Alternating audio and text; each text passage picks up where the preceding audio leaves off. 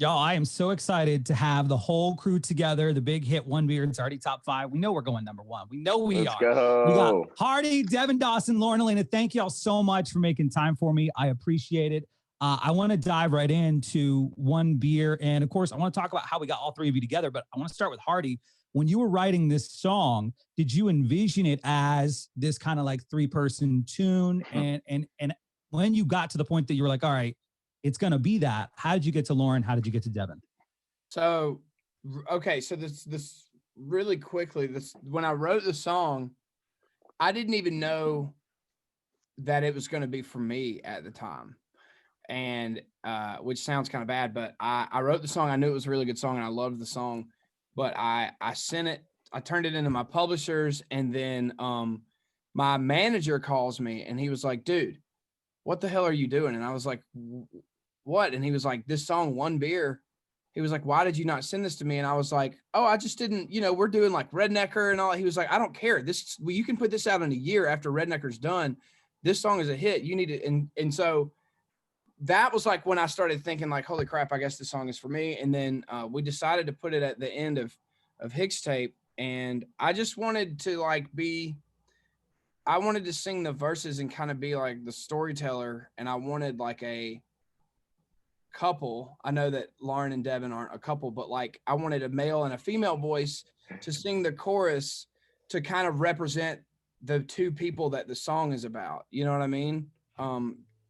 So yeah, Devin's, like it's the marriage between a dark situation and a light situation. And we got it right here. Dude, I feel like it's one of those things where like sometimes when you write a song that you don't initially think is for you, and then everyone else is like, yo, like you got to reconsider this. I think sometimes we try to box ourselves into our own brand sometimes, but I think songs like these help us realize, at least, you can speak on your own, but there's been songs I didn't initially want to record, but it's like, it doesn't matter what you sing. If Hardy is singing it, it's a Hardy song. If I'm singing it, it's a Devin song. If Lauren's singing it, it's a Lauren song. You know what I mean? So I'm thankful for this one kind of branching out a little bit. Yeah, I love it. I think it's dope. I'll never forget where I was when Hardy sent me the song. I was like in Denver on the road and I was out exploring, and he sent me this song and said, hey, I wrote this song and I want you to check it out and see what you think. And I'd like to feature you on it if you're interested. And I listened to it, and I think I called you like immediately. And I was like, this is a smash. You want me to be a part of this? I'm in. And it's kind of a departure for me for what I would do too. I think it's a little bit of a departure for all of us. Typically do. Yeah, but when the three of us kind of came together, it just made sense. And it became this like crazy song. And I'm so thankful that I'm a part of it. Just kind of fell into my lap. I love it. Straight up. Well, I'll tell you guys, when I first heard the song, and I might get in trouble for saying this because I was streaming it on, another service that I can't talk about because I get paid from the radio. But I was a kid cooking around the house or something, and the song came on just a random playlist that I had. And I stopped and I was like, ooh, this is like, I'm feeling this. This is good. And I like the lyrics and I like how it sounds. And then I, picked up my phone to look at it. And I was like, oh, snap, that's hard. Devin, Lauren, like I went down the list and I was like, this has got, I'm a fan of all three of you. And so to have all three of you on it, I thought it was not just a smash hit, but it was so cool to see all three of you on it. So I want to talk about the music video because I've watched it a couple of times. And it came out like before the whole quarantine thing happened, but in the video, and I don't know if you guys like weren't together when you filmed it or whatever, you guys are like already socially distancing out in this field. Yeah. I wonder how it all went down. That's funny. No, we totally are. I don't think we meant to. It just like, and like even the thumbnail of the video, we're literally like 40 feet apart from each other. It's well, we really are. I didn't even think about that. I do know that we drank a lot before we shot that. We did more than one beer for sure. Yeah, we drank like 5 beers a piece and then went out there and did that shot. It was so fun. And then I was in heels and we were standing in rocks and like muddy grass and like trying not to break your ankles. My boots were white. I was like, this was a great plan. I really prepared well to shoot a video in a field on a hill, but it was fun. We had so much fun. we always have fun when we're together. And Yeah, Yeah, that was a straight up. fun one. That was very, very fun. I remember probably the most fun I've had shooting a video so far. It's fun. It's more fun when you got other people with you. yeah, Got your homies, yep. This is funny because I'd watched it before and then I watched it again last night preparing for the interview with my wife. And she's the one that brought it up. She was like, when did this come out? And I was like, before that quarantine. She's like, why are they so far apart in this video? But it's a great video with a great message. I want to talk about one of the lines from the song. 3 beers turns into 5 into 6. I feel like we've all been there. Can you name one thing, each of you, that you've done solely based off of alcohol? You know it was going to happen. Like solely based off of alcohol, after a bad having decision that you drank made. 6 beers. good Sure. or bad. I broke my foot on my birthday Ugh. one year. How did it happen? I fell off of a porch because I was drunk Enough said. off beer. Devin? Man, I've probably sent some calls or some texts later at night that I probably shouldn't have, which I don't have to deal with anymore because I'm married. So like I can send a late night text and it's all good. To my wife, of course. But yeah, I feel like other than like I've never broke anything. I've never broke a bone in my body, thank God. So that's probably the worst I've done. The text might be worse though, because the next day you usually don't remember it. And then you look at the message and you're like, no. I've ended up on Broadway a few times. Yeah. Where I start out mid-town and then I'm like, am I on Broadway right now? What am I doing down here? And taking a bunch of pictures like this. It's great. All right, let's get deep for a second then. The overall theme of the song obviously is about something going, seemingly wrong, but turning out to be a really great thing. I wonder if you guys can each go down the line and tell me about a moment in your life that went that way. At the time that it happened, it seemed like, damn, this sucks. And then as time went on, you realized it was probably one of the best things to happen to you. I know it's a deep question, so feel free to take your time. I got mine ready, Hardy, unless you want to go first. No, let me think. All right, so I started playing music when I was like 11 or 12 with my twin brother, who actually drums for Hardy, and a couple of my best friends, and we started a metal band. And we went through high school and did this whole thing and like got a following and got signed and put out a record, and we toured after high school and a van and trailer and all that. And one night we were driving from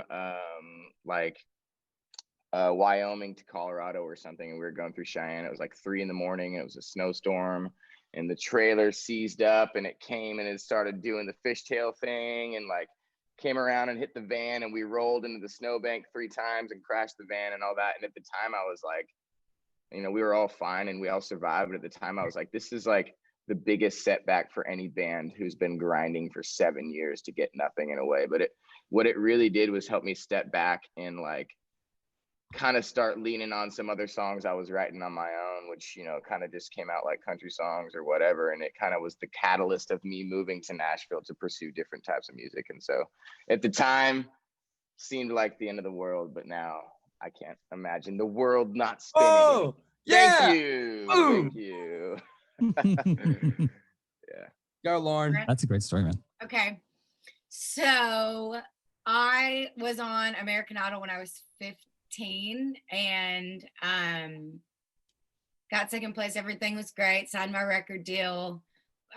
3 or 4 days after I turned 18, I moved to Nashville, and I had like 5 or 6 songs that we sent to country radio that didn't work. And I was like, so American Idol is really interesting because it makes you instantly famous, but it doesn't make you instantly successful. And success is something that you have to work for and you have to put in a lot of time. And so I was like super famous as an early teenager, and then things didn't really work out for me at first. And I didn't want to tell anyone that I was struggling, and I had a manager that stole a significant amount of money from me, and I had to have vocal cord surgery, and all of these things like kind of happened at once. And a doctor looked at me and said, we have to do this vocal cord surgery or you're never gonna sing again. And I remember thinking,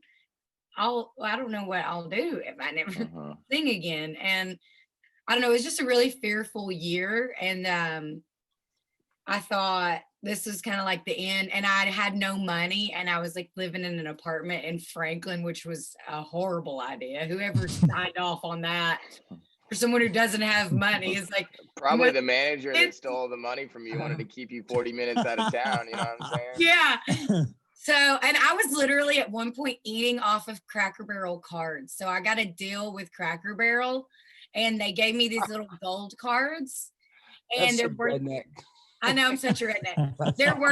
They're worth 2 meals each. So I would go get breakfast and lunch, and then I would go get dinner and breakfast and Mama's French toast breakfast. And for like 2 months, I had no money for groceries. So every meal I ate at Cracker Barrel. And I remember thinking like, this is really not good. I've got to go back to Rossville, Georgia and figure something out.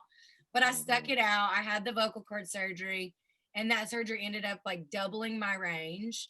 Insane. And I got my manager that I have now, Trisha, who is wonderful. And then I wrote right after that, I wrote Road Less Traveled, that whole album. And that album changed my life, obviously, and kind of teed me up for everything I have now. But I remember at one point thinking, well, this is the end. And it is a slow end. And it's just like dragging out. But then I think I was so upset and so like locked in my house and just in my head that I wrote all of that music, and it kind of changed my brand and what I write about and everything. So it ended up being a huge blessing, but it was not great.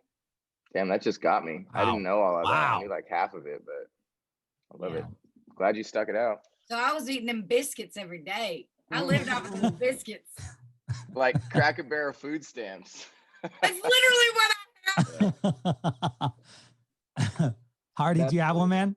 Yeah, I mean, mine's kind of similar to Lauren's, to be honest. But I think mine came a little bit more out of impatience than anything else. But yeah, I had a publishing deal, and I was on my 3rd year of my publishing deal. I was making $1,000 a month to write songs, and I didn't want to take another job because I wanted to, you know, I was dedicated and I wanted to write every day. And I think the biggest lesson behind it was that I didn't get I got 0 cuts on my first publishing deal, none. I didn't get anything, and I was broke. And I tell the story where my dog chewed through my phone charger, and I didn't have enough money to buy another phone charger. So my phone was dead for like 2 days until I could get paid. And I guess the lesson behind it was that I thought that my songs were good enough to get cut. And the hindsight thing is that I didn't give up, and I kept writing, and I got better and I got better. And I realized that they weren't good enough. You know what I mean? And that I just had to keep going. And I don't know. It was one of those things where I'm glad, because I literally considered moving home. Like I didn't know what I was going to do. And I just stuck it out. And you know, everything kind of worked out. And the next year, I got a cut, and then the year after that, I did an interview with Devin recently. I got 30, and it it worked out. And I thought it was the end. I thought I had reached the end, and that I had completely crashed and burned. And it just, I think the working through, you know, getting better when I'm thinking that my songs aren't good enough, when I was thinking that they were, you know, good enough to be on the radio, and really they weren't. I think that time that I wasn't getting cuts, I was actually developing my craft and learning how to actually write a song. And at the time I didn't know that. But now I look back, I see that that's what was going on, you know? I think for me, sometimes I write my best songs through the times that I'm like suffering, you know, like some weird, like self-deprecating stuff. But I think we have to learn, and anybody does, but like in a creative field, you have to learn how to turn all of those no's and all of those failures into fuel and be like, you know what? All right, I'm going to use that. Watch this. Like you have to, or else you just literally won't survive. You know what I mean? Totally. So what a good question, Coop. And it'll never work out if you take all the no's and you ignore them. Those people, it seems like every one of us, we're not going to take no for an answer. Yeah. And it's working out for us. That's that's like almost just the only thing. Just like, remember that. Just literally don't ever stop. Don't turn around, because the day you give up is the day before something happens. You know, it's crazy. Yep. Well, first off, thank you guys for being so raw and real. I appreciate that. That Yeah, was great question, incredible dude. to Seriously. hear those from you guys. Kind of on that same vein, because Lauren made a point that I think is probably, you know, central for everybody in the entertainment industry. But as fans, people just assume, you know what, you were on American Idol, you were in second place. Hardy, you know, you and Devin, you guys are songwriters. You've got hits on the radio. You must be in a mansion and a millionaire, and life is perfect. And, you know, we see on TV, so we assume it's great. So I wonder if you have one thing that you wish fans knew about that celebrity lifestyle. And it could be funny or it could be real. I got one. Go ahead. When you become a celebrity or whatever we are, your brain goes through some crazy, you know what, and you suffer an extreme identity crisis because you're suffering you're suffering a death of your old self. And your brain is literally, I've talked to my therapist about this, and I firmly believe this. You are literally suffering the death of your old life because you're never going to get that back. And you go through, so sure, like you make more money and blah, blah, blah, but there's a lot of psychological stuff that all three of us have gone through, and every single person that deals with being that, you know, becoming this new person, this artist, it's Public hard. figure. Yeah. It's really, really, really hard. And every single person goes through it.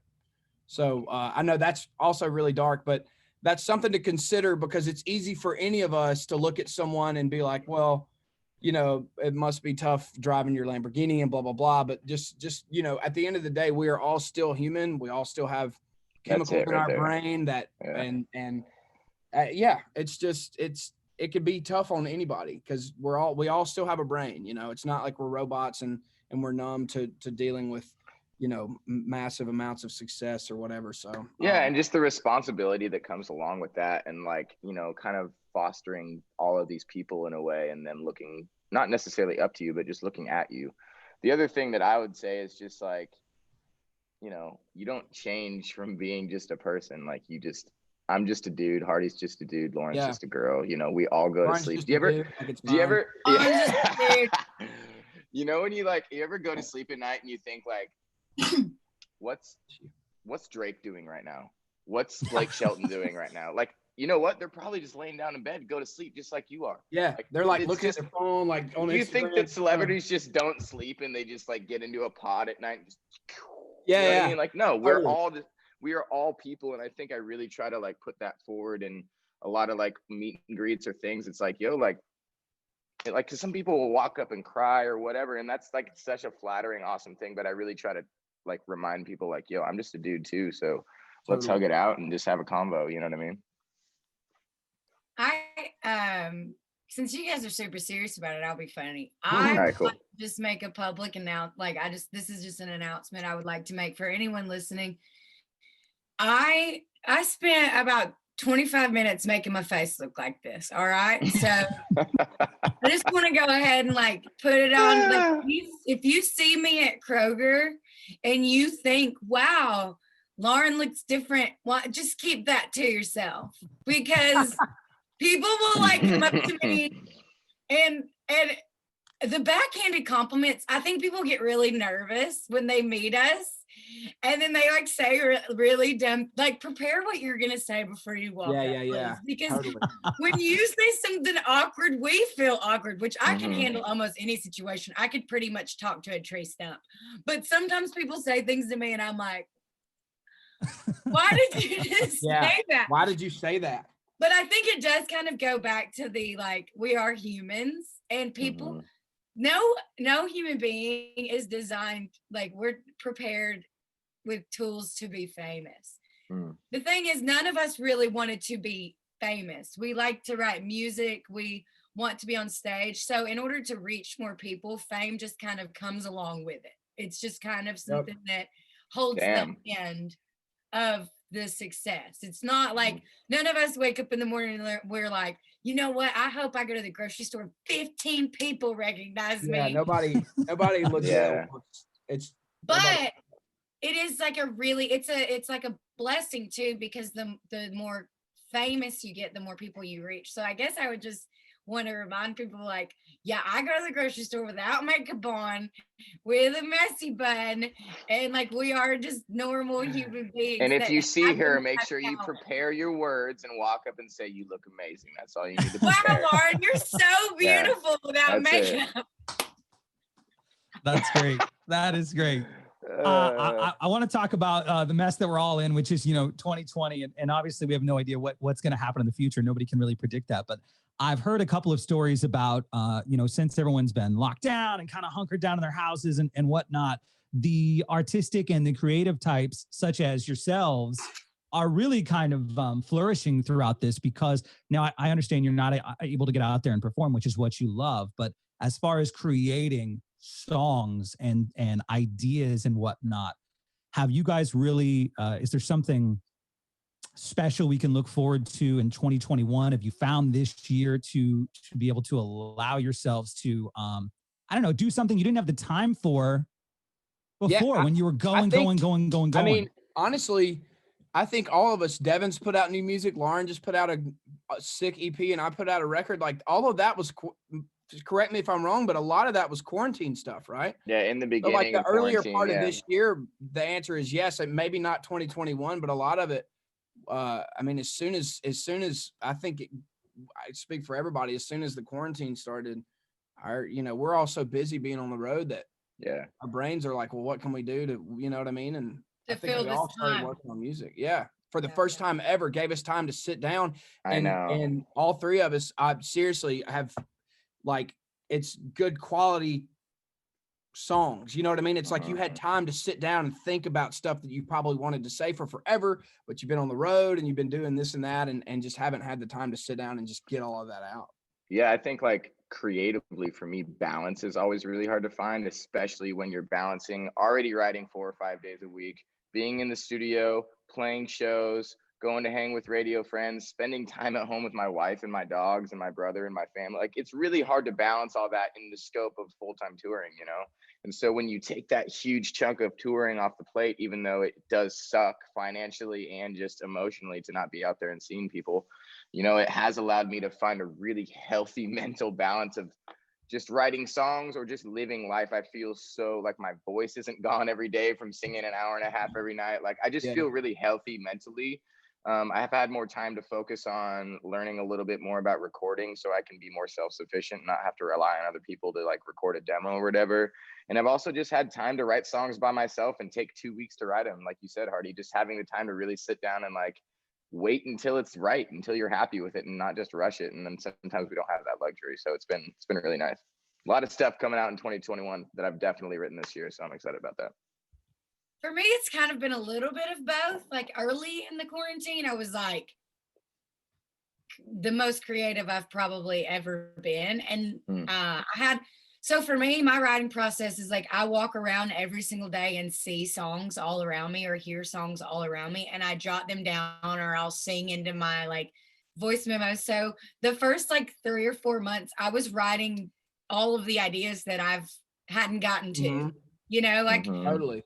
It's really hard when you play 150 shows a year to 200 shows a year, whatever, to get to some of those ideas. So for me, the first few months, I was like literally just getting through all of these things that like happened to me over the last year that I hadn't gotten to write yet. And now I'm like, I've been staring at my walls in my house for a while. So for me, a little bit, I'm like, I don't really know what to write about right now. So he's ready to go. Oh my God, I'm a very active, like I don't sit around at all. So for me, I would have never got that from you. It's been good for me though. Like I started meditating and I'm like doing puzzles and I'm like a whole new person over here inside the house. But creatively, I'm trying to kind of right now, my album's supposed to come out first quarter of next year and I'm trying to finish that up right now.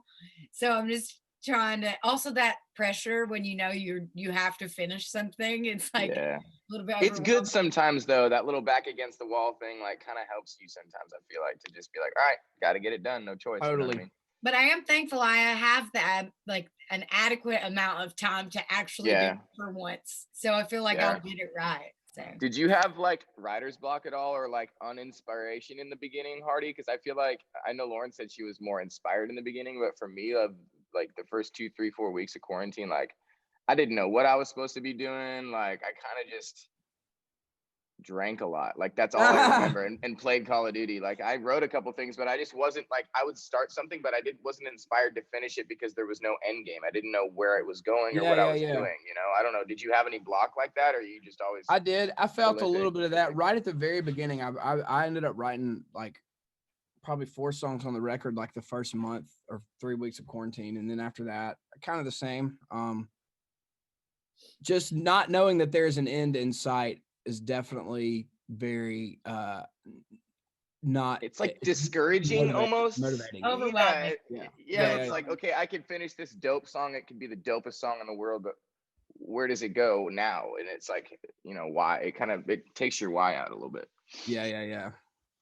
But Well, it's funny. I keep telling everybody, yes, this all sucks, and it certainly sucks for you guys not to be able to tour and play your songs and whatnot. But just wait for 2021, because I can't wait to see what you guys. there's definitely good out there. stuff It's gonna that'll be come great. out of it for sure, 100%. Yeah. Yep. Let's go back to having some fun. One beer, you know, it's about Bud Light and drinking and all of that. So I want to play the best drinking game of all time, which is Never Have I Ever.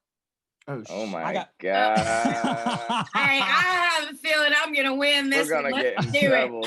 it. 3. So because we're doing audio, you guys are gonna have to obviously speak out and let me know if you have or not. We're not holding up signs here. Okay. All right. Number 1, never have I ever drunk dialed my ex. I've never done that. I've definitely done that. 100%. I've done really, really, really well with having a clean break every time I do a breakup. Hey, I am a Scorpio. When something ends for me, it's over. Yeah, I mean, I don't know. I never met. Devin's like, I think I've I've probably definitely, done that. yeah, I've definitely 100% done that. It's been a long time, and I've definitely learned a lot of lessons from it. So, Number 2, never have I ever said that I liked someone's show when I didn't really. Like a set. ooh, I've definitely done that. Are you kidding yeah, me? I've 100% done that. Dude, you killed it out there, bro. Dude, Crushed you it. freaking crushed it. Cool, You're get like, off stage. I got to plug in now. Yeah, dude. Yeah, we've all done that. Sorry. Okay. How do you tell the difference between like, dude, you crushed it out there, and dude, you crushed it out? Like, what's the like? You know, what I mean? you definitely Like, know. Like people that are being real with you. yeah. Yo, the second verse in one beer, man, you had me. Number 3, never have I ever gone skinny dipping. Oh, definitely have done that. I have not. Never? Mm-mm. I don't think I have. I just either. never had an opportunity to, I guess. I wouldn't be against it. I don't know. That's I definitely surprising. have a lot. I A really lot. don't think I have. I mean, Hardy I'm not lives one in that shorts take. and I don't really flip-flops take my anyways. clothes off. Public. Smart. You do it at Smart. night when it's dark. That's the key. I'm trying to think of like if ever when I went to like the beach, if I've done it. I just really don't think I have. I don't even know the beach is the location. Usually it's like a lake or a river or something like that, because there's not a whole Yeah. lot of people around. You do it at night, just jump right in. Haven't. Yeah. Okay. Never have I ever. Number 4, never have I ever slid into someone's DMs. Oh, my 100% current done that. girlfriend, I slid in her DMs.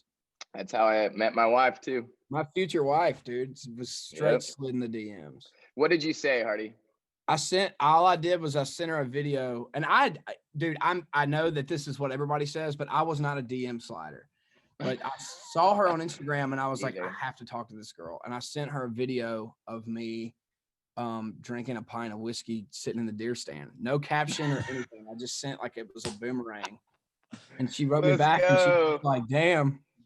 And I was like, what's up? What y'all are saying is I need to be sliding into those DMs, finding my husband. There you go. Yeah. Yeah, pretty much. I mean, I literally Hey, I like slid into the DMs with my ex-boyfriend. It didn't work out so great. So, you know, it doesn't work Yeah. out for everybody. not all the time. Maybe you just gotta wait for your man to slide into yours. You know what I'm saying? Ooh, damn. You know, I met my wife in college, like briefly, but we both had, we were both in a relationship at the time, and then like a couple years later, like our circles kind of connected, and I literally just sent the most like normal, like confident DM. I literally just said, "I think you're absolutely gorgeous. I'd love to take you to dinner tonight."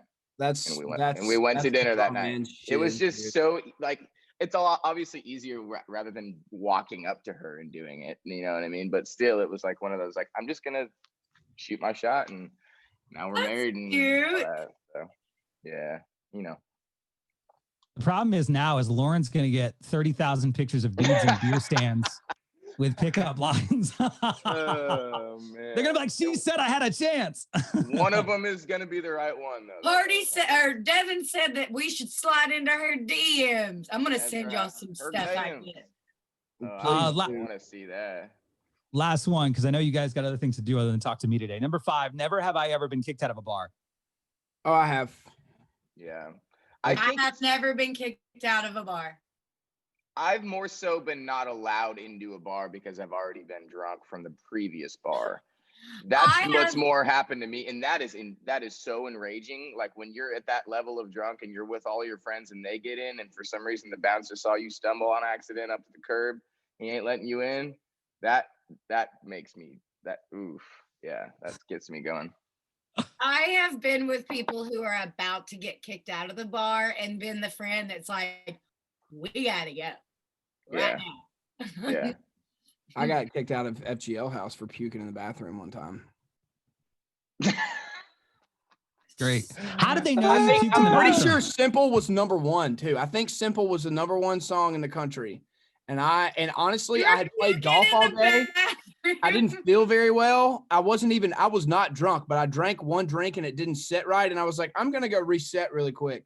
Threw up in the bathroom. Bouncer met me outside the toilet. Go reset. Wow. And then I got kicked out of the bar a lot in college. You said, dude, I wrote the number 1 song of the guys that own this bar. I couldn't do it, man. I wanted to, but I just couldn't. I know. Hardy, Devin Dawson, Lauren, Alaina, thank you guys so much for the time. One beer, we're going to be celebrating number 1 really, really soon. I also want to give a shout out real quick. Hardy's got a rock out right now, and it's fantastic. Lauren Alaina's EP, Getting Over Him, is out. My wife and I heard Run the other day, and we were like, oh, snap. It's such a great song. The whole EP is really good, but I love that tune. And then Devin has the Pink Slip EP coming out January 15th. Check it out right now. Guys, thank you so much for your time. I appreciate it. And congrats early on one beer. Thank you, man. Cheers, you guys. Good to see you guys. Bye, y'all.